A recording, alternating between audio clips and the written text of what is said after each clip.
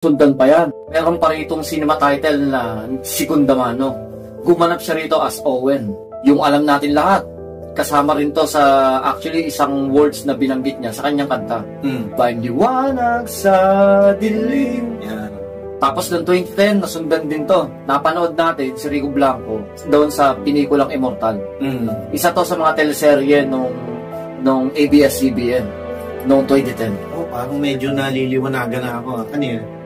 Yan yung yung parang mga vampire sila. Oo, yan yung nakabutang ko.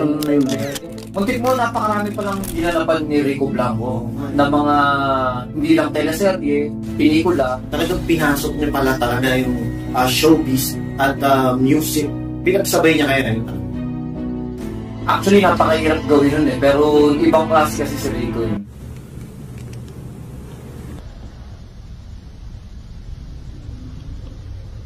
Speaking